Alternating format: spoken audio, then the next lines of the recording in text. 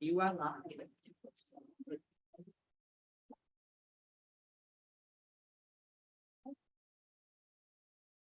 All right, well, welcome, everybody. Let's begin the Legislative Rules and Government Operations Committee meeting. It's August 1st, 2024, 9 a.m. The first thing on the agenda that we can deal with is, so let's get Jessica out of the way. She's on, right? So Yes, I'm here. this is under, thank you, Jessica, self-insurance. And so a discussion item is a 2025 self-insurance plan participation assessments per New York State WCL Article 5, Section 67. The share that each participant will pay is filed with the Board of Supervisors and the Treasurer annually. So is that a good introduction to the discussion item, Jessica? Yes, it is. So my budget was approved by the budget team on July 9th. So we are just required to notify the Board of Supervisors by August 15th. My budget only increased by approximately $10,000, which is great considering the increased cost of indemnity due to higher wages. That's pretty much all I have to say unless you have any questions. Any questions from committee members? It's kind of an information only kind of item. I don't think there's any action items. Okay, all right. Well, thank you, Jessica. Thank you. Okay, we have the Board of Ed. Beth and Bill, you want to come to the table, please? What? Did I mess up? Oh, the auditor. Mine's very quick. Yeah, no. Quickly like. Okay, so we have under the county auditor, we have, oh, I didn't do the other things either. I'll get to that. Request for a budget transfer, moving funds from retirees hospitalization to supplies. You want to elaborate, or is that it? I had to move some money from my supply line to my education line because I have to pay more than I anticipated for continuing education credits. So I'm moving 2,000 because I'm going to also try to buy some supplies ahead of time so that I don't have to increase my budget for supplies for next year. So I may not use all of that, but it's extra that's in my retirees hospitalization for this year. So I'm going to try to buy as much as I can this year. Okay, thank you. So we're talking about $2,000 transfer from retirees hospitalization to supplies. Motion put forward to approve that by Supervisor Conover, second by Supervisor Wild. Any further discussion? Hearing none. All those in favor, please signify by saying aye. Aye. Any nays? Passes unanimously. Thank you. Okay, thank you. So let's do the approval of the minutes of the prior meeting, and then we'll get to the Board of Elections. Motion made by Supervisor Garachi, seconded by Supervisor Driscoll. Any discussion or proposing of amending of the minutes as submitted? Hearing none, all those in favor of the minutes as submitted, please signify by saying aye. Aye. Any nays? Passes. Privilege of the floor. Is there anybody that wants to speak to the Legislative Rules and Government Operations Committee at this time? Seeing none, let's move to Board of Elections, and we got a few things that are action items, but I'll let Commissioners Bill and Beth take us from here, okay? Good morning, everyone. I'll take action 1 and 2. They kind of coincide. We're asking for a one-time payment to Fort Orange Press in the amount of $3,407. Due to we had a absentee grant, which was very limited to what we could spend it on and had to be spent by March 31st. So we went ahead and bought some absentee ballot paper, which put us over the resolution of 33,693. So we'd like asking for that one-time payment on the resolution 377 of 22. We have with the money, we have the money in our budget to pay it. We don't need any additional money. We just need the permission to make this one-time payment because it is over the contract and the resolution due to the grant. The first two items look like they are related. Correct. And we would like to make that resolution 377 of 2022, raise it to 34,999 because we are having more funds this year and an absentee grant. So I'm sure we'll be in the same situation. Motion to Moving get it on the forward. floor from Move both. committee, Supervisor Wild, seconded by Supervisor Driscoll. Any further discussion or questions? All right, is your motion to approve both 1 and 2 since they're related? Ben, that's what I understand. Yes. Okay. All those in favor, please signify by saying aye. Aye. Any nays? Motion passes. Third item, authorize agreement with New York State Board of Elections. Mr. Chairman, you may, first off, I want to thank Amanda for the help on this, doing 8 items in here. I even got a little confused. So Amanda gave us a great help putting it all together. Amanda, thank you. But you may be able to take 3 through 8 and combine them all because they all are accepting grants from New York State Board of Elections. It's up to you if you want to do that. If that's okay with the committee, I would favor that. Okay, so good suggestion. It's just accepting grants that the New York State Board of Elections have given to us. So if somebody want to put on the floor for further discussion, action items 3 through 8. Supervisor Karachi, second by Supervisor Wild. Any discussion on items 3 through 8? Hearing none. All those in favor, please signify by saying aye. Aye. Any nays? Motion passes. I don't see anything under discussion items. So we're all set. Thank you. Thank you. I told you. Now we have a couple miscellaneous things. And our guests are here, Kim Ireland and Tom Lewinsky, and we'll get to you in a minute, okay? Thank you for coming. Sorry for being a couple minutes late. No, that's Thanks all for right. having us. No problem. All right, the first item is a request from the Barton Group for a resolution and letter supporting their application to the Adirondack Park Agency and the New York State Department of Environmental Conservation requesting modifications to their mining permit for Barton Mines in the town of Johnsburg. So, is there anyone here to speak to that? To this? Hearing none, yes, hold on. Thank you, Mr. Chairman. Basically, we did a letter of support back in 2021, supporting this same effort. It's been ongoing for several years now. And they are asking us again to write to the DEC, also the APA, to express our support for this additional. Basically, Barton wants to use about 200 acres to store the residuals that come out of the mine as they're mining the garnet.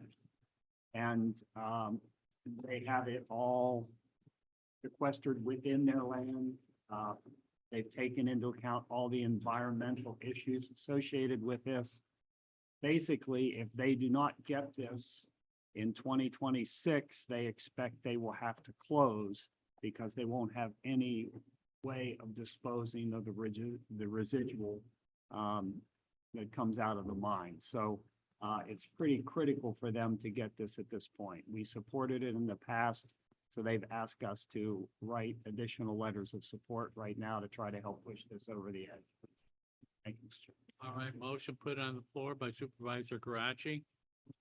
Second by Supervisor Thomas. Any further discussion? Yes. Mr. Chairman, Supervisor thank you. Wild. I'm wondering, how many employees are with Barton Mines? Do you have any idea? About 100. About 100 employees, and most of them are North Warren County residents, probably. Many are Warren County residents. Yes. So I think this is important to maybe even reference in the document that we send, the number of employees that we can't afford to lose. To Supervisor Thank Driscoll. you, Chairman. I think if Supervisor Bean was here today, he would also echo the fact that Barton Mines has been a good community partner. There have been, and I'm personal friends with a number of the employees. I mean, there's been some bumps in the road, but they always seem to work those out in an amicable way. That's good for the environment, good for the residents. And again, I would support this also. Okay, thank you. Anybody else on the committee? All right, motion to approve our support for the Department of Mines applicant. What? Oh, I do already. Thank you, Amanda. All right, any further discussion? Seeing none, all those in favor, please signify by saying aye. Aye. Any nays? Passes unanimously. Now, the bigger item. We had a request that's going around New York State. The request was to support the rejection of National Grid's proposed rate increases for electric and natural gas. There were members of this committee thought that this was one-sided, and you requested, well, let's hear the other side. We need to hear both sides if we're planning on acting on this, which we may or may not do. So I would invite Tom Owinski and Kim Ireland, and they are both here today. And they are National Grid representatives. And so, Tom, is there anything that you need from us? You've got a PowerPoint presentation on the computer. I'm not sure if I can plug into a screen or not. That's something we can do. Or Don is copying some paper copies currently. So. You have it on your computer. Mhm. Can you join a Zoom meeting? Yes, I can. I just gotta. I'm on the internet. Yeah, I'm connected, so if you want to send me the invite.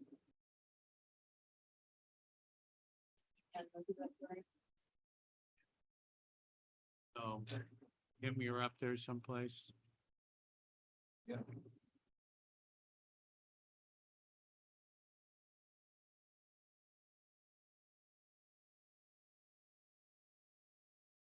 While we're waiting for that, I appreciate you. Who's ever gonna speak? Can use the. Yeah, if you're gonna speak, you have to speak at the podium, but if you wish to wait until your PowerPoint's up or your flash drive PowerPoint's up. All right.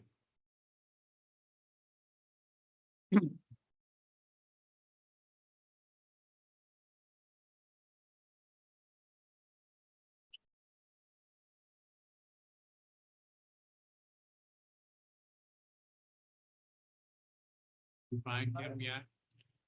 The invite is arrived. Now I'm accepting it. Technology, it's amazing, isn't it? Oh, it's wonderful. Some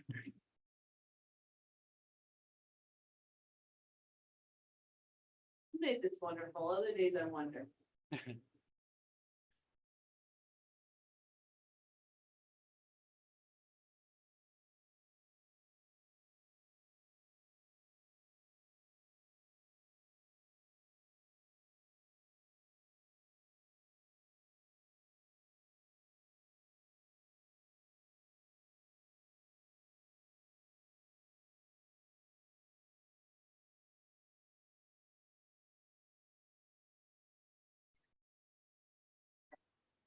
I want to create feedback. Share screen.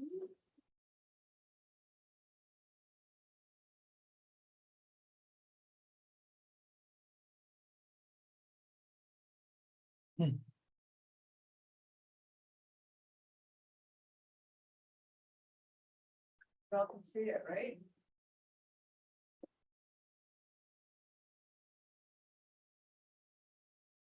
I'll just kick it off by saying thanks for having us and allowing us to present on the rate case. Yeah, I'm- Tom, if you can speak into the Oh, microphone. yep. Yeah. I am Tom Iwinski, the Regional Manager of External Affairs for Warren County. So I know many of us have talked on the phone or met in person. Thanks for having us. I'll let Kim introduce herself. So hi, I'm Kim Ireland. I'm the Director of External Affairs and New York State Government Relations for National Grid, and a regular visitor here to Warren County is we are avid visitors to Gore, and my daughter loves the summer camp up the street, so regular visitor here. I'm gonna let Tom take the lead here in the presentation. Yeah, we're gonna, Yes. Just a minute, can you take this to full screen? So it's a little bit easier for us to see. Oh, you know what? I'm gonna have to, it's on my computer, it is, but I think I must have had to. Can you read that? No, I can't read that.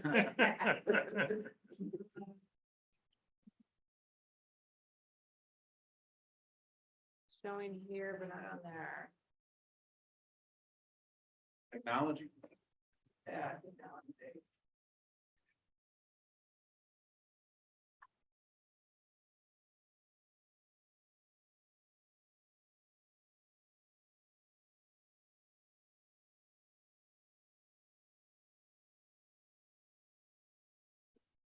Is that better for you? It's about as best as we can do. For some reason, it's not coming up full screen when we go into presentation mode. Yeah, it does on my computer, but it doesn't on your, on See, that's, technology's wonderful. right there. That screen is a little bit better, Mike. Yeah. A little bit better, yeah. Yeah, so wanted to start off, obviously, we had a major storm 2 weeks ago. The collaboration and the hard work between National Grid and the county is really appreciated. We had over 20,000 customers out just in Warren County. We had 120,000 customers impacted in our Eastern Division. Multiple tornadoes, mass destruction, as we've all seen on social media and in the papers. So just a really, really great effort and really, really great collaboration with the county. So thanks. Wanted to start off with that. As we go to the next slide, National Grid covers all of Warren County electrically. And we cover Queensbury, Glens Falls, and Lake George with natural gas. In 2023, we paid over $4 million in Warren County property taxes. And we have over 150 represented and management employees that work out of our Warren County service centers that are in Glens Falls, Warrensburg, and North Creek. I'm gonna start off, we're gonna dive into the rate case and what the rate case is, how we came up with the rate case, and then we'll dive into how it ties into our investments to Warren County in regard to capacity and storm resilience, storm hardening, things like that. So we submitted our filing to New York State on May 28th. If all the things go well and our settlements go in a timely manner, the new rates would take effect on April 1st of 2025. It is a due diligence process for the New York State Public Service Commission to go through it with a fine comb and, make sure that we are presenting an affordable and resilient rate case. So this rate case is going to be for new and upgraded electric and gas infrastructure across our upstate New York business that serves 2.2 million customers. We're going to continue our economic development programs and our energy efficiency initiatives that support communities and businesses right here in Warren County, as well as across the state. And if you're wondering why it's a one-year rate filing with the PSC, it's standard practice to file a 1 year and then we go into a negotiated settlement that eventually, we're hoping to spread these costs out through a 3 to 4 year rate increase. I'm just gonna chime in here. I'll do that once in a while to him, but he gets most of the driving time here. But yeah, so we are required to put in for a 1 year. And that is historically, if you look back in past rate cases, that is what we have to do. It's a requirement through the Public Service Commission. A rate case is treated very much like a judicial process. There's a administrative law judge, there are witnesses, there's testimony, and there's a process. And towards the end of the deck, we'll talk to like the next steps. So it is very much a judicial type process, and it is overseen, like I said, by a judge. And when we talk about a settlement, that is where it would be an agreement among the various parties, those who are intervening, those who are participants in the rate case, in addition to National Grid. And that includes the Public Service Commission, and it's their charge that we need to make sure that our rates are justified and reasonable. Yeah, and what we do is we take our historical operating and maintenance costs from the last 3 years in the last rate case, and we forecast them for the next 3 to 4 years for the following rate case. And what we've seen, just like many of you have seen as you're managing your towns and your municipalities, is the costs of operating infrastructure and maintaining and replacing infrastructure has gone up pretty dramatically in the last 3 to 4 years. Next slide. So this slide kind of hones in on what we've done and what we've accomplished through our last rate case. It was a 3-year rate plan. We negotiated it in the COVID-19 pandemic, and on both sides, we agreed that that's not a time to increase rates it's not the time to increase rates when folks are going through the COVID-19 pandemic, right? That's not going to look good. So for the last 3 years, we were limited to a less than 2% increase. When you take a look at inflation numbers, inflation outpaced our rate increase by 13% over those 3 years. So for this new rate increase, we need to kind of play catch up. And some of the things that, we wanted to highlight that we've had great success in the last 3 years, we've invested over $4 billion in our electric infrastructure, over $1 billion in our gas infrastructure. These are to modernize the networks, make them more resilient, and unlock that renewable generation that is coming online more and more frequently. As you take a drive down the road, you see more and more solar fields. We're going to see more and more wind generation. So that's what we're making these investments for. And the other thing I touched on it in the beginning, storms. Storms are a huge cost, obviously, to a utility. They're happening more frequently and they're happening more severely. It seems like I'm on the phone with Anne Marie Mason and Ashley Rivers every single week, right? So that's a huge cost increase for us to incur. And it's something that we forecasted for the future. And it's something that we've also built in for storm hardening our system in order to get quicker restoration times when those storm systems move through.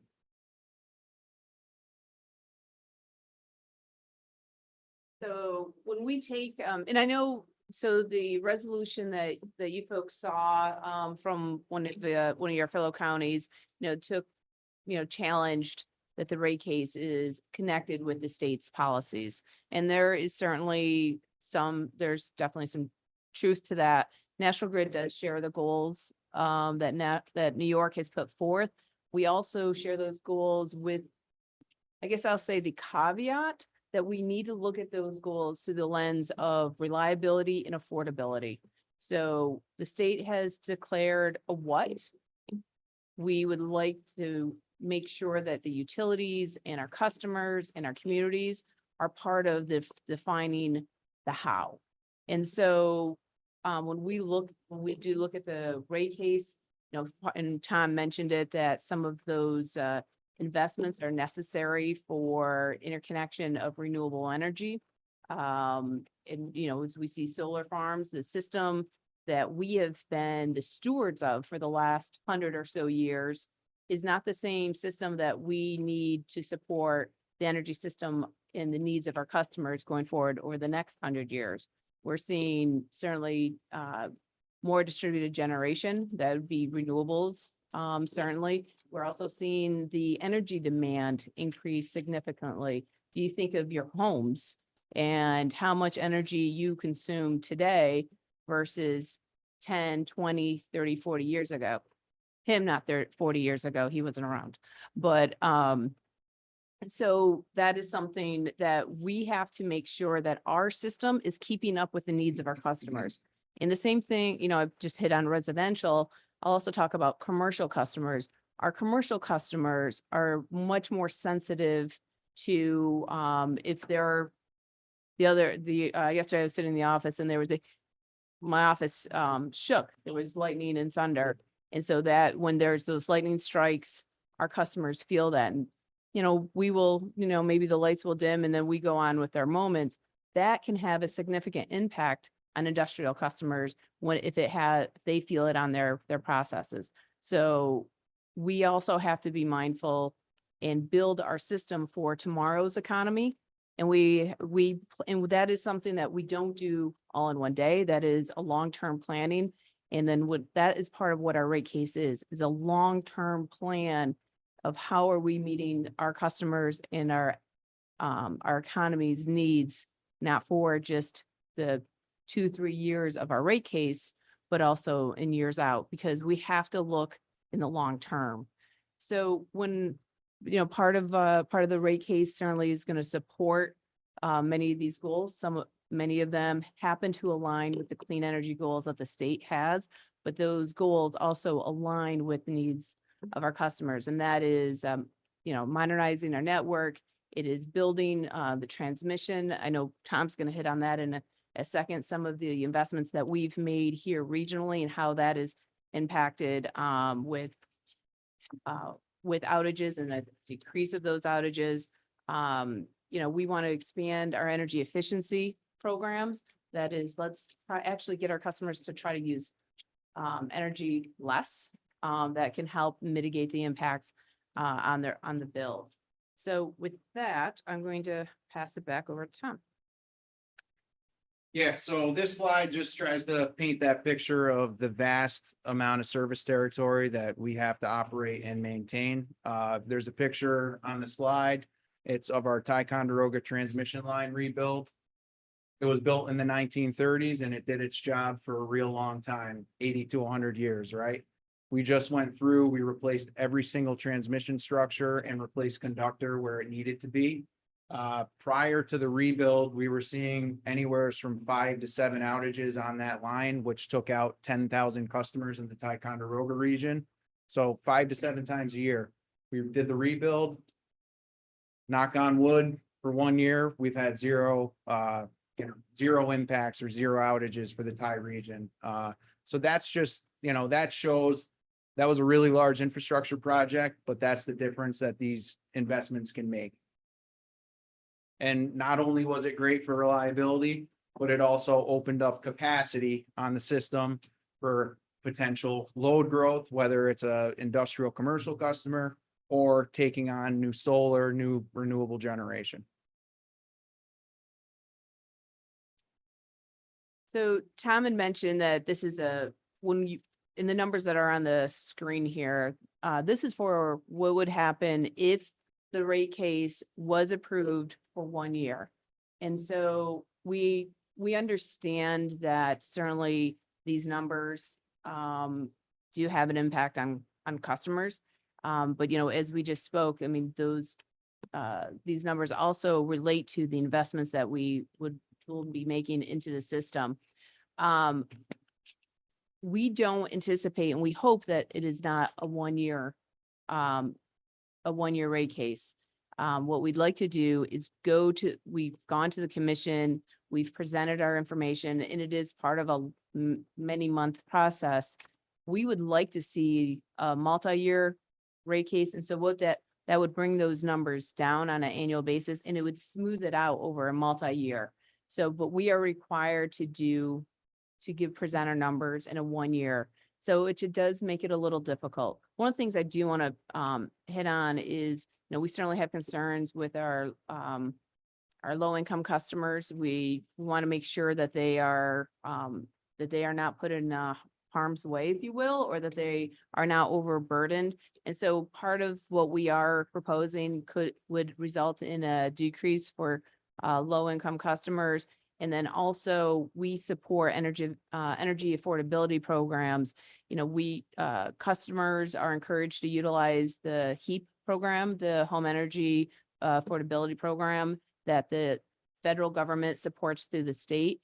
If a customer qualifies for HEAP, they also benefit from a National Grid Energy Affordability Program, which would result in a monthly credit on their bill. And depending on which tier, based on income and the size of the family, that could range from, you know, $9 to $10 a month if you're both gas and electric, approaching $45, again, depending on what tier you are within the program. So that is also a program that is meant to help mitigate the impact on for residential customers.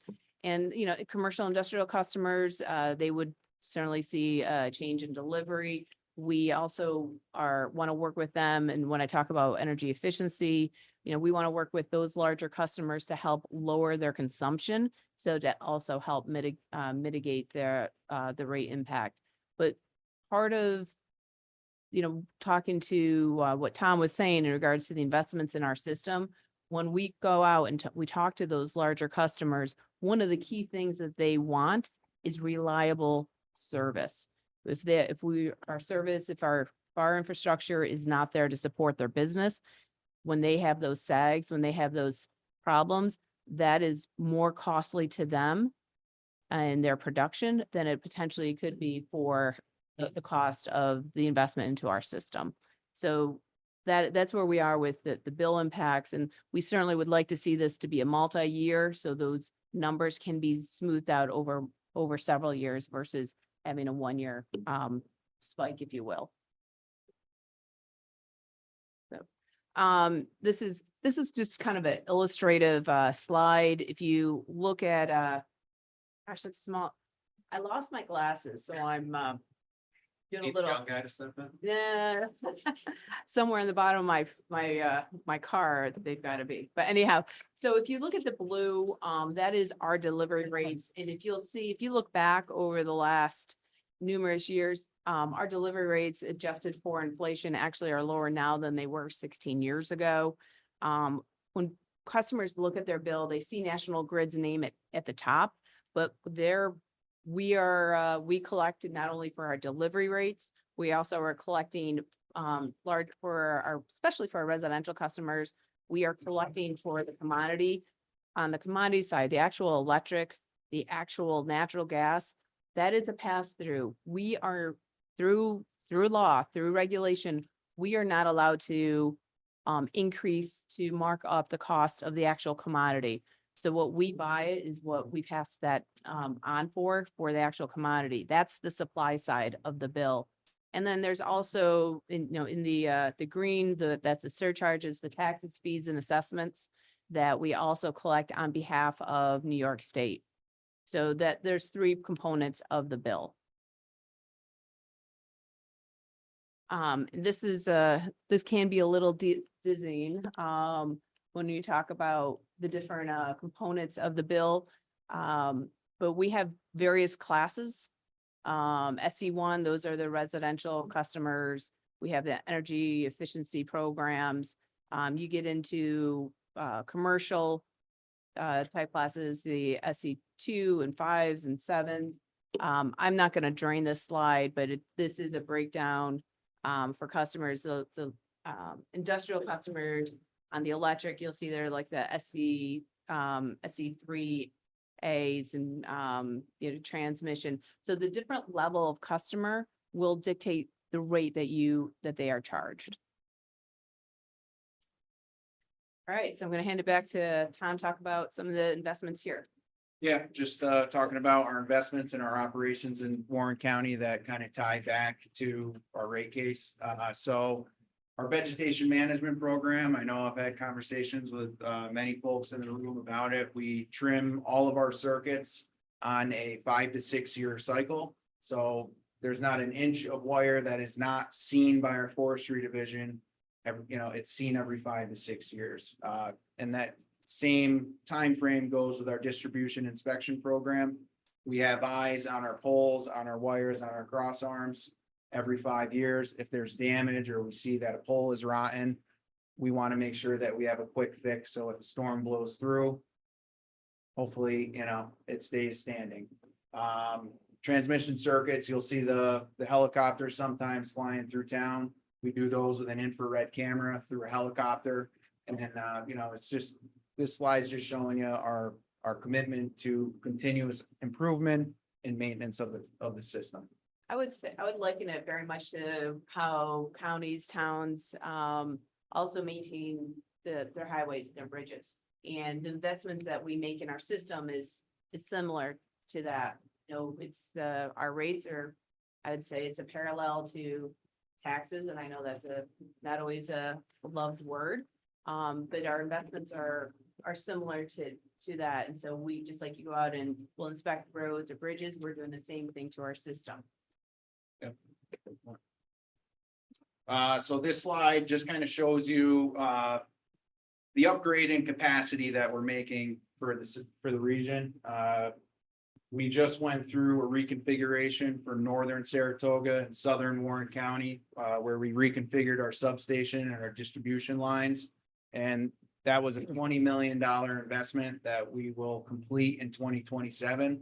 And we see this project enabling growth for the region of Queensbury and Glens Falls. That's why we're making this investment. We're looking at the load growth and forecasting that into 2030, 2040, 2050. And that's why we decided to pull the trigger with this project.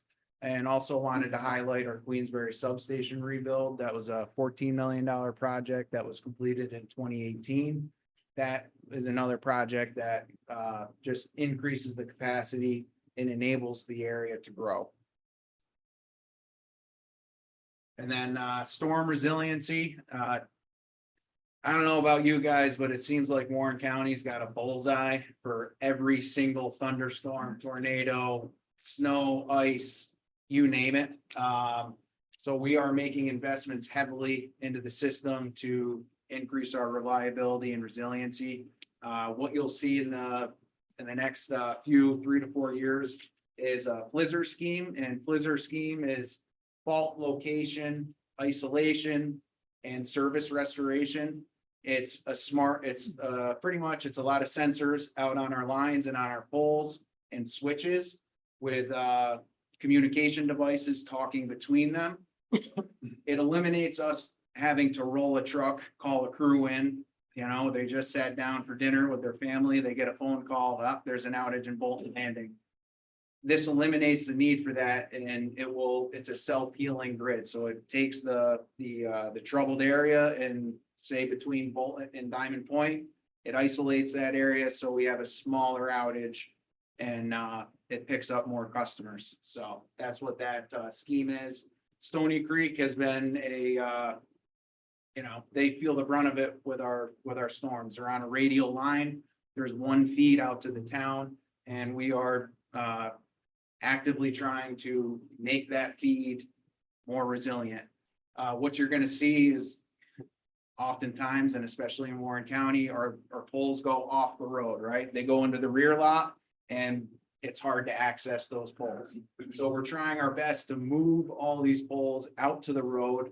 But what does that take? It takes that collaboration with landowners, because we need to get easements to be able to trim trees, to be able to access the poles so we can perform our maintenance and storm restoration if that happens. I look at that. I was talking to Supervisor Conover about another area on Padanaram Road. Maybe we can work together, National Grid and the town, to explain to the landowners how they can help their neighbors for reliability by allowing us to move these poles out to the road and out of the woods.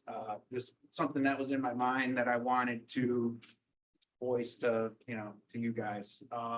Another investment is the Riparious feeder tie. It's going to tie Chestertown and Johnsburg together. We are we're upgrading the voltage, upgrading the poles, upgrading the wire. What it's going to do is it's another way to feed each town. It's not a one-way feed, it's a two-way feed, so we can do some switching and hopefully pick up more customers. That's good. That's a $1.1 million project that is currently in construction and being carried out. And then another problemed area that we've had is the Pilot Knob, Cleverdale area. It's fed out of the Lake George Village substation, so one way, and we are planning on taking another circuit out of the Queensbury substation, running it all the way up to Pilot Knob, again, giving us that bi-directional feed to be able to switch things out, isolate the fault, and get more customers on quicker. So that's the kind of work that we're doing just in Warren County. And we're not just doing it in Warren County, we're doing this across the state in order to, create a more resilient and reliable energy grid, because hey, we're plugging our cars in, we're gonna be relying on electric heat for, sorry, I'm a mover and shaker. We're plugging, and we're also, people are transitioning to heat pumps. And it's a little bit of a microcosm, who drives electric cars and who's transitioning to electric heat pumps. It's your upper middle class right now, right? It's expensive. And we're seeing it around the Lake George area, right? That's our most affluent community. And we're seeing a lot of folks dive in and make that transition. So it's a good little study that we've been able to do right here in Warren County for loading and all that. So I guess, I mean, to Tom's point, as people change their behaviors, we're going to see a change on our system. And right now we are in early days of EVs. I know there's EV charging out front of the building complex. I know up the street at to go shopping, they've got EV charging there. And, today there's not, there's some people charging. Tomorrow, there's going to be a little bit more, the day after that, a little bit more. And so this is something that we have to look at it with a long plan. And especially once some of those vehicles, the first generation and second generation of EV drivers, those cars, once they go back into the market, we're going to see more folks, once people can, buy the used EVs. And so it is a long-term view that we have to take a look at. And so right now it's Lake George, and we certainly have seen an impact on our system, but we know that that's going to be building and growing outward. But it doesn't happen overnight. So that's why we have to take the long view. You want to hit real quick on AMI? Yeah, AMI, so it's our metering infrastructure. It's the meters that we have on everybody's homes and businesses right now. They are reaching their end of life, and we are transitioning to smart meters. And what that helps us do is it helps us collect more data on how everyone in their homes and businesses use their energy. And it also allows us for Those customers to have visibility to those customers, they log into their app, they have visibility, so it kind of shifts.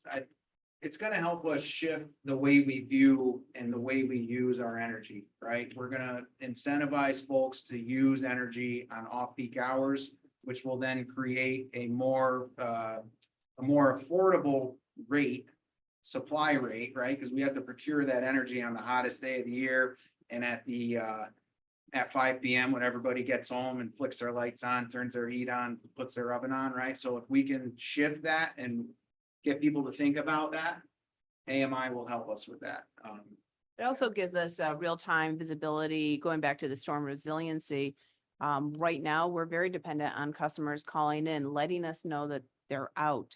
This gives us real-time visibility that Joe Smith, his meter is indicating that they're out of power. So that will allow us to be more responsive and proactive in our outage response. And so that right now, if you're out of power and you don't call it in, or your neighbors don't call it in, we may not have visibility into that.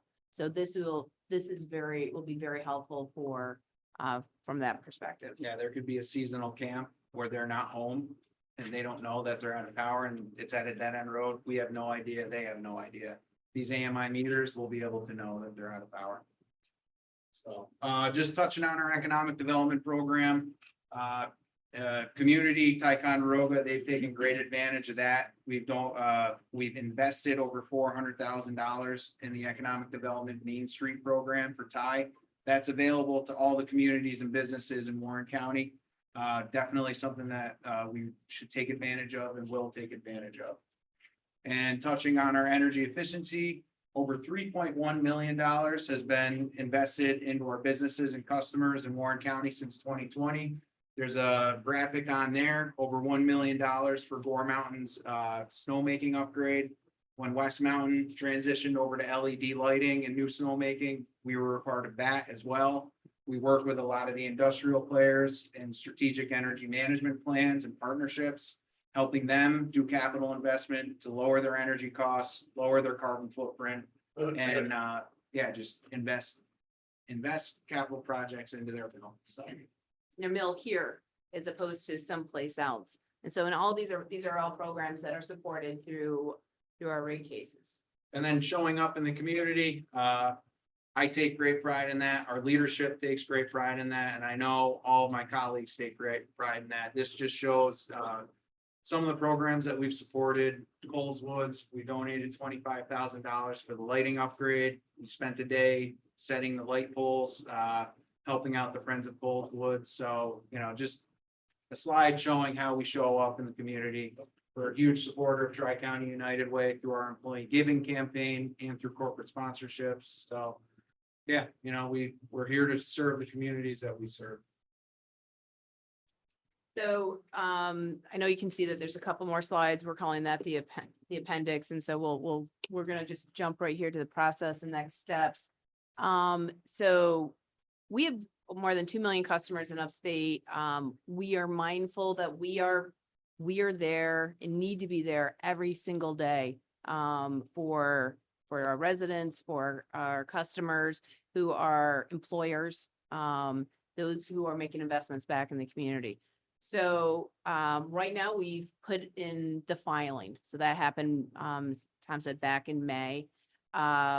We will be doing, right now we're going through discovery. We are answering questions from interveners, people who are asked, the Public Service Commission, Department of Public, those who work for the Public Service Commission, the Department of Public Service.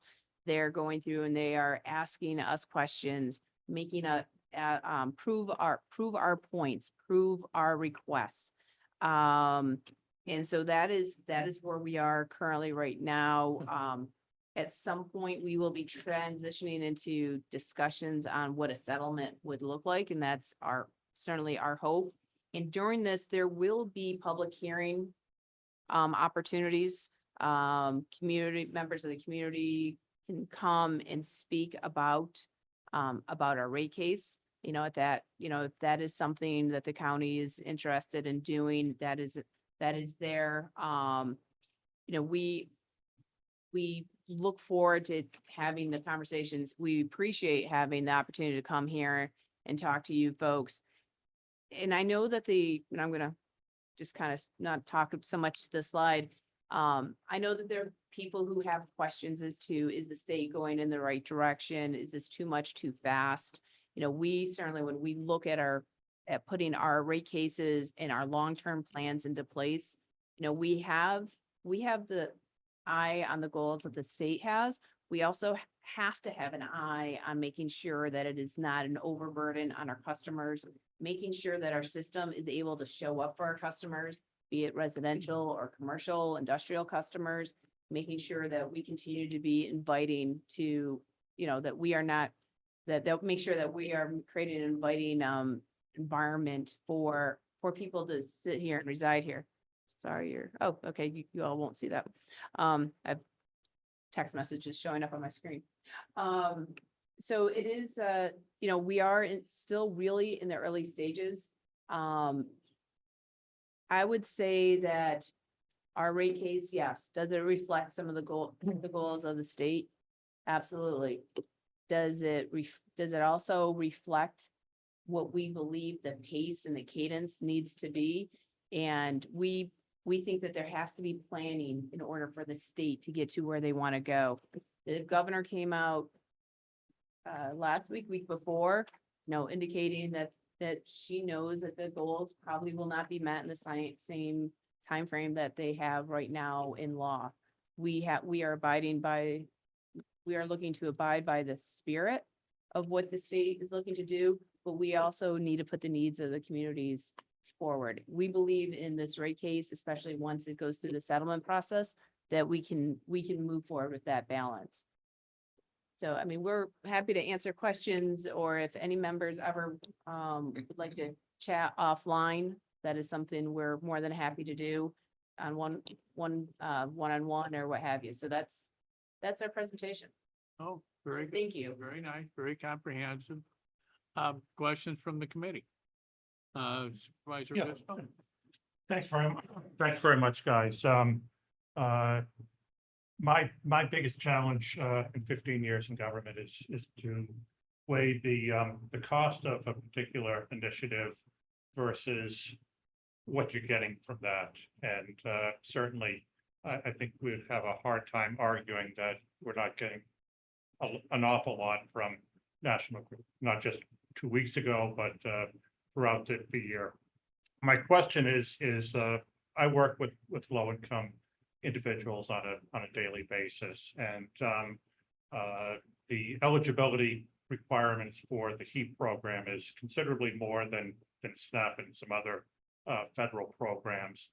How do you identify low income? Do they have to be participants on the HEAP program?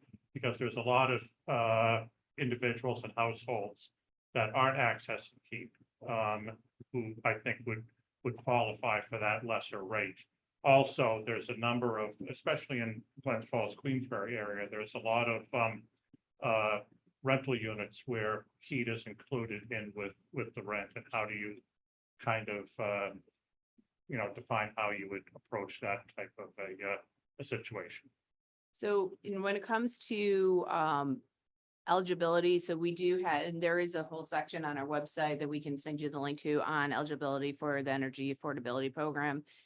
Over the last couple years, we've done a couple things on the state level to try to streamline the process for applicants. But if you qualify for HEAP, you certainly qualify for the energy affordability programs. In the state, in the utility, talk to one another. So if you're in the HEAP program, you are automatically in this program. We worked through OTDA, through the state legislature. There was legislation that was passed and signed into law this last year that would have OTDA and utilities speak and broaden the number of programs that are included to allow for file matching, the sharing of information between the two. So that was a new law that was approved early on this year. They had to do a little tinkering with it. We would have liked to have seen SNAP included in there. Unfortunately, it couldn't be because of how the federal dollars fund and flow, that we had to keep it separate, but we did expand. And so, but it also creates for that automatic connection. Right now, actually yesterday, I joined AARP in the public utilities law practice at the Capitol to encourage the governor to sign legislation that would allow for seniors who are recipients of EPIC to automatically be enrolled in HEAP. And therefore, then they would be automatically enrolled in our energy affordability program. So we're trying to work on a larger policy mechanism to help enhance that. With the multifamily dwellings where it's included, I'd like to get back to you on that, because I mean, that is, at that point, they're not buying, they're not the Right. utility, they're not the end customer. So we do have some multifamily unit type of programs, largely on making sure that they're tight. And we do have low middle income customer energy efficiency programs that help with weatherization to help tighten the envelope. And so that's how we have some of those are related to multifamily. But we also have consumer advocates who work Yeah. for it sounds like you're very familiar With with Kelly, yeah. yeah, with with other folks who may not be, we have consumer advocates that are happy to work with customers one-on-one. How can we help them manage their bills? Should they be on a balanced billing plan? Are there programs that they can be involved in? We also try to hold their hand to make sure they can apply for the programs that they are eligible for. I might also recommend or consider, have you consider, in addition to low income, possibly fixed. There's a lot of recipients of HEAP benefits that consider themselves to be middle income individuals, just based on the fact that they're full-time workers. They just happen to fall $1 below the federal poverty guideline for that particular program. No, understood. Take that back. Thank you. Anything else? Supervisor Driscoll? No, I'm fine, thank you. Supervisor Conover? Yeah, first, I've been doing this quite some time, and I have to tell you, I think the communication and the outreach coming from National Grid. And I mean, I don't know a major decision maker doesn't have that mapping program on their computer. I mean, it's, and a lot of your customers, our customers as well.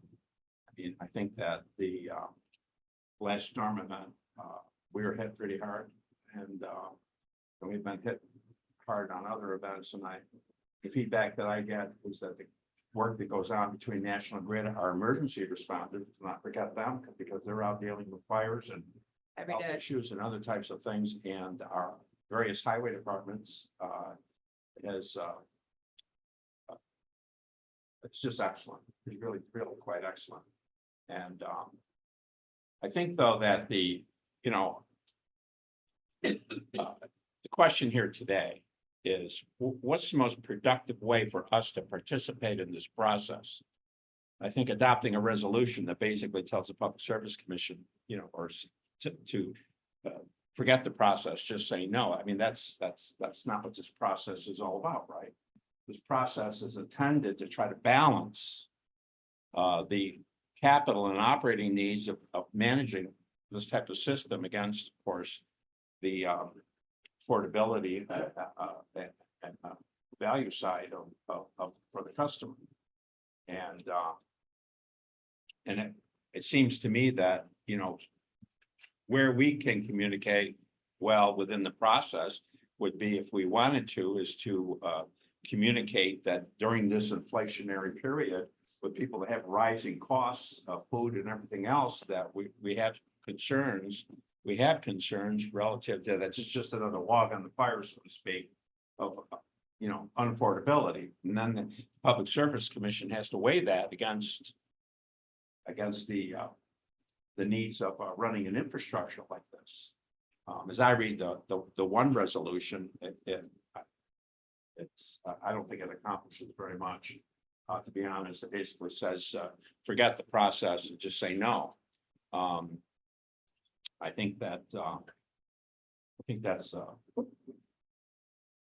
is unwise relative to this process. And so, I think that I think we do have a responsibility to communicate well the pressure that our customer, that our constituents are under at this high inflationary period, and any communication from the chairman, for example, in that regard, would be something that I would support. And I think it's an appropriate role for us within this process. But I think that the type of resolutions that I've seen here, it's just, I don't believe it's constructive. And then, as I said, taking a while here, but I just want to thank you for being here today. It's just, once again, underscores terrific outreach that National Grid is putting on for your customers. So, Any other thoughts from committee members? Questions? Yeah, Supervisor Thomas. Yeah, I'd just like to thank you for the work that you do, and I appreciate that you're willing to invest into your system and make it more reliable. Being from Stony Creek, we were very fortunate this past storm. We weren't affected, but we've been affected many times, as you know.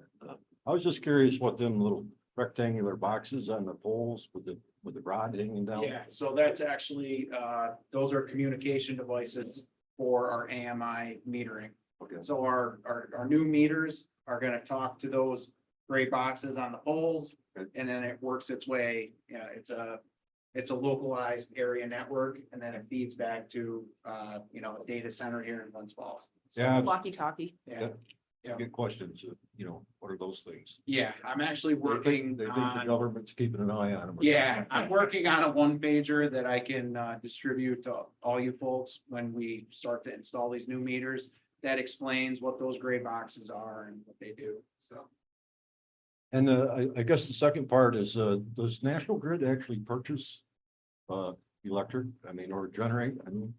We don't generate Don't generate. for the They upstate purchase. region. In upstate New York, 25 or so years ago, back in the late 90s, they ended up, the state deregulated.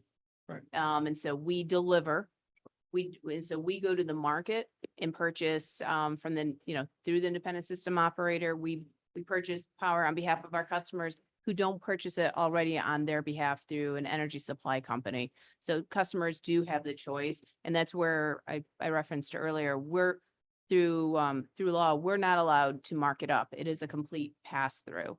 We do some hedging on behalf of our residential customers and our small businesses. The larger customers, we do not hedge for if they take their power directly from us, if they have us purchase. Do you foresee, or does the company foresee, issues in the future with the shortage of electricity? Being that How much time do you have? everything's going electric and relying on solar and wind and not building actual power plants. So two thoughts around that. I think that's a really, really important question. And when it comes to the topic of the resolution that you all were looking at and deciding, is this something you'd want to do your own on? I would say, I'm not sure if the utilities rate case is probably the right mechanism for that. I think it's state policy, and a lot of that is, through the legislature, through, potentially, the governor, and okay, what is the goal? And so I think one of the things that is they're creating policy, it is ensuring that we have enough generation and we have enough electricity to meet these growing needs. And I think that's where if you look at the New York Independent System Operator, which is located down in Rensselaer, they're the body that they do auctions, but they're the middleman between the generators and the utilities. They make sure, they say to the generators, we need X amount of power to go through these lines on these days, and they look at this every 6 seconds. And so right now they've come out with reports over the last couple of years, but the most recent report that they've come out is talking about how we are getting tighter and tighter with our margins, and that if we do not, we as a state require retirements of certain facilities prematurely or without having a replacement, that we could have issues with reliability. And that's an area that we certainly have concern with.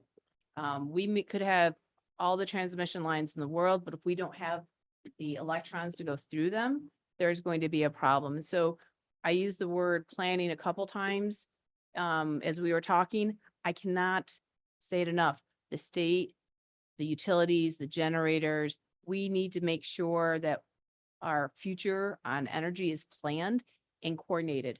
We have to make sure that there is enough generation to meet the needs of our customers going forward. You can't take things offline until you have something to replace them that's reliable. We're seeing changes in technology. We're seeing ways to decarbonize the gas system, the electric system, but it has to be measured and it has to be planned. Thank you. And we have to be able to deliver it. So we have a lot of transmission projects that are happening in our central division. We have an abundance of renewable energy generation in our northern part of the state. And we are unlocking that transmission and relieving the congestion on our transmission lines so we can deliver it to where the load centers are. Places like Syracuse, Albany, Buffalo. That's where we need this generation to be used, and we need to be able to get it there. So that's why we're doing these transmission upgrades. Think of our system like it's like a single lane highway versus a a large highway. It's Route 9 versus Route 87 versus, the throughway. Thank you. Any other questions from committee members? Yes, Supervisor Wild. Mr. Chairman, thank you. I've got a couple. Just for clarity, you mentioned part of the infrastructure build out that you need to do is related to solar and wind. But my understanding was whenever a developer comes by to create a solar or wind farm, that they have to pay for connection fees. And they also have to pay for substation upgrades where they interconnect. So you mentioned that you had to rebuild your infrastructure for this. So Aren't they covering that cost? they certainly cover part of the cost, but when we look at our projects that we're doing, we look for multi-value projects.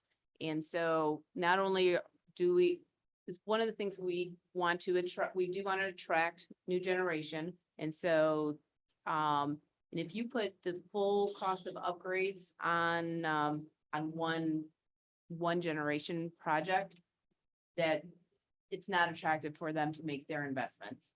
And we are looking at the full system. So we're not looking at that one generator. We're looking at how do we open up the marketplace, because that's ultimately what we'll do. But we also are looking, when I say multi-value, how is that same project also enhancing reliability in an area? If we enhance, we're going to upgrade a substation to accept new generation. What can we do to also enhance the reliability in the area? Also enhance capacity in the area for other development around economic development. We also are seeing, as communities are built out, we're also seeing that especially after 2026, new communities will be all electric. And so how do we prepare for that? So when we're making our investments, we are looking for as many types of value. It shouldn't be a one value investment. The next one I have is related to economic development. And the increase that you have is a heavier burden on our commercial and industrial businesses. And we struggle here to keep our businesses. So any kind of significant increase could have a detrimental effect on not only our industries, but our workforce and our general economy. So I'm really quite concerned about that burden being shared heavier on our industrial and commercial base. And I'm just wondering what your thought with that. And I do agree with Supervisor Conover. We may not necessarily want to say no, but we want to participate in this so we can make sure that everybody understands that there's some significant impacts to this. Now, I think that's a fair statement without question. Oops. The lady who ran the electric company's battery just died. Without question. So some of our most involved participants in our rate cases represent or are our large commercial industrial customers. And so we speak with them and, before rate case, during the rate case process, and to not only they have to we want to make sure that we're providing, I'll use the word again, value to them. So there may be an increase in their costs potentially. And again, I also want to remember, we are looking to spread that out over time. We are not looking to do a 25% in 1 year. I mean, I think that was on the high end, was the 25%. And our largest customers, if you look at the chart, it's not 25% for the largest customers, it's 3.2. So we do take that into consideration because historically they have carried the weight, right, of the rate base. So They're our largest consumers, and for them, our ability to deliver that reliable power it's the quality of the power and the reliability for them is key and foundational to their ability to operate. And so that is what you're saying, and your concern is absolutely fair. And those are some of the folks that we talk to most aggressively when it comes around rate cases. And I would think that just one other comment about that. We have aging industrial businesses here. specifically the paper industry, the paper mills. They've done some work to try to attract and get some discounts because of the hydro that's being developed in the county and very nearby. So I'm really concerned about what would happen to our industrial base if it's 3.2 or 7 or if it's 15. They may not be able to handle that burden and still stay in business. So I'll move on. The $1.7 billion infrastructure, what portion of that is going to be for Warren County? Do you have the, I don't, I ran through some projects, some future looking projects. I don't have a number. But I can see if I can get a number and get back to you on that question, but, So well, so the rate increase for Warren County residents could be serving communities, other counties. spread across, our whole service territory across upstate New York. but at the same time, I'd also reflect on the fact that our service is a network that it's all interconnected. So if you think about, oh gosh, what was it? 2006, when there was that tree that hit a line in Ohio, I believe, or just in Canada, and then there was the whole Northeast blackout. If you think about it, our system is all interconnected. So the electrons that are being used in Warren County very well could have been generated up on the St. Lawrence River. So our system, our system is one very large machine that is interconnected. When there is an issue here, it's felt down the road in Saratoga I County. totally understand. I'm an ex-GE power gen guy, Oh, you, all right? So I know a little bit about the industry, to say the least. But, I'd say you're underselling yourself on that one. no, I don't think so, but, it's important for me to understand that investment, our citizens, and our industries are going to be paying for this. I'd like to see what portion of that is going to be dedicated to Warren County. In addition to that, I'm curious about the revenues and expenses and reserves you have as across your area, as well as Warren County. Because I'd like to see where the money's going. I'd 'Cause like to, I understand it's a huge network. I understand. And, I'm sure that PSC wants you to do specifically, this is across the board raise, right? That you guys are looking for. So I'm just looking to get some handle on some of the numbers. And specifically, I don't want Warren County to share a bigger burden than other counties are getting served.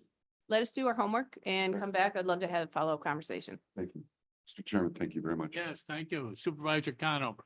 Yeah, I'm just sitting here, trying to pull the numbers. We just came off of, and this is nothing to National Grid, that's the cost of energy, what we pay for energy. We, Bolton, and I know Queensbury recently as well, we just came off of a 3-year mega rate. We bid our cost of energy through our municipal consortium, if you will. Yep. And we went from over 5 cents a kilowatt to over 8 cents, just like that. Yes. And now that a lot of people confuse your transmission business and your infrastructure with what goes across those lines. But it was a very significant increase in, at the time, I think we entered into a 2-year agreement on it. My concern is, as I look back, I'm going to regret not having done 3 years. To lock in 3 years, but I did 2 years. So, so a lot of that increase that people see is coming in at cost of energy, and I would assume that you're not immune from that either. In other words, it's a big increase. It's a big budget increase. It is in, like, if we look at, and it's hot outside. It's humid outside, so people are running their air conditioning. And so they're seeing an increased cost of the commodity, something we don't control, but the increased cost of commodity. They're running their air conditioning more because it's hot and it's muggy out. Where, the reality is people are gonna see an increase, they're gonna see their bill go up. And that also relates, as you, Sarah, had asked about, what happens if we do we have enough generation? And as we see, it's supply and demand. And so quite often those most expensive units, generating units, end up being the ones that provide that provide the last bit of energy that we need, and they're the ones that set the price for energy. I mean, we're getting into a whole different into the marketplace, but it is a complicated industry, certainly, especially when you get into setting the prices, but you're spot on. Okay, Supervisor Driscoll. Okay. Is it safe to say, guys, that possibly if COVID had never occurred, that the rate increase wouldn't have been as dramatic? I mean, we're kind of catching up at 3 or 4 years of little or no increases. I think that's fair. I think that it's a fair comment. I don't have my general counsel here to Yeah. kick me in the ankle for saying that, but yeah, so some of the investments that we will be making are ones that are potentially deferred from the last 3 or so years. Mr. Chairman, Yes. I'd like to see if we can keep this on the agenda for next month so we can see some numbers. My sense is they have a $1.7 billion number. I'd like to see how they develop that $1.7 billion and see how it's going to affect and help Warren County. What's the committee think? Want to keep this on the agenda for further discussion next month? Yeah, awesome. Okay, all right, Amanda, we can do that. All right, wow. Anybody else from the committee? Questions, thoughts? Yes, Supervisor Thomas. Just to follow up on the point I was making, as you get closer to your base load and you don't have that extra generation, that's gonna drive the cost of the supply up. And then on top of a rate increase for the transmission, for the distribution, the people are gonna get whacked both ways here. At least that's what I see coming, because I don't think we're gonna be generating enough electricity to meet the base load. That's gonna send the price sky high. Yeah, so, Tom or Kim, there is that concern out there that we're going electric and we won't have the capacity. Whether it's EV stations or other.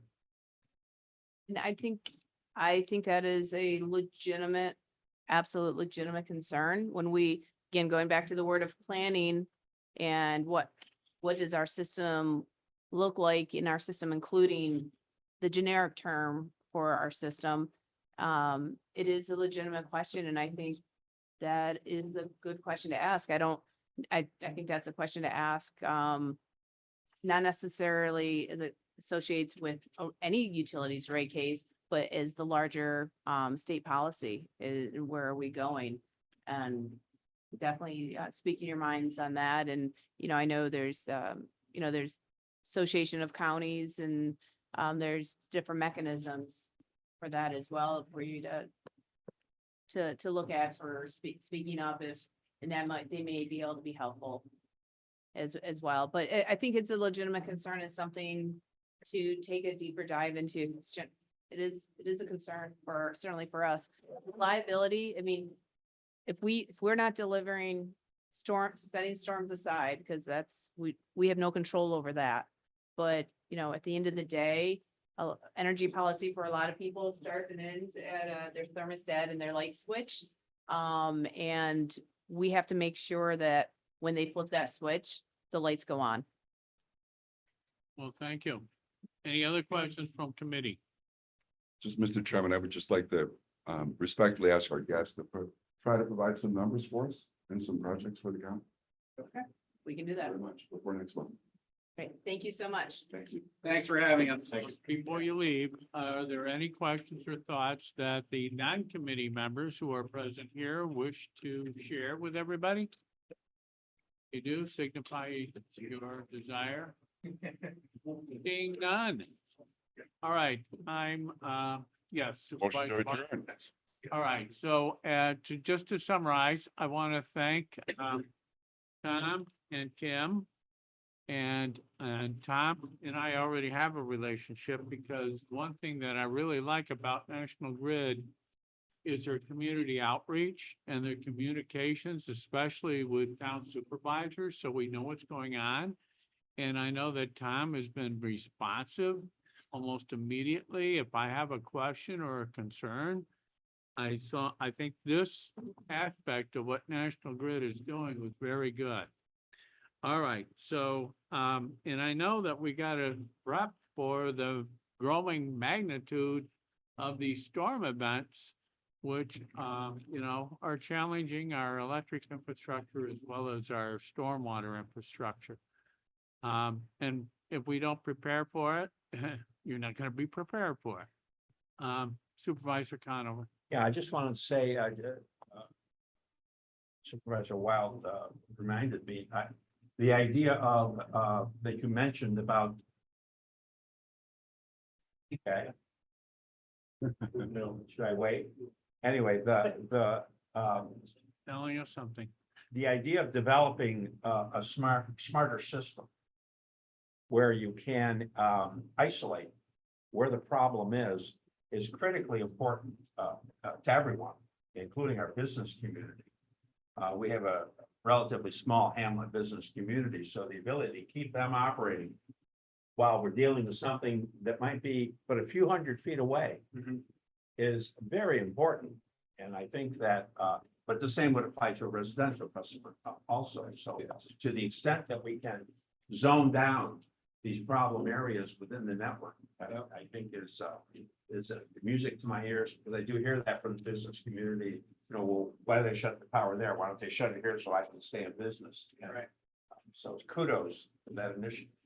And it's a small hamlet, and it's a small window for these businesses to make money in our prime tourist season, so. All right. Well, thank you, Tom Nowinski and Kim Ireland. We deeply appreciate your coming to us and giving us a very comprehensive overview of your point of view. And that's exactly what we wanted. So we want to thank you. So we're going to leave the discussion open, and we'll have some more discussion next month. If we need to, I can be in touch with Kim or Tom and ask either both or one to return next month if it's the wishes of this committee at that time. So we'll see. Okay, there was a motion to adjourn. I forgot who put it forward. Supervisor Wild, second by Supervisor Mayday. We're now adjourned. Thank you, everybody. Thank you.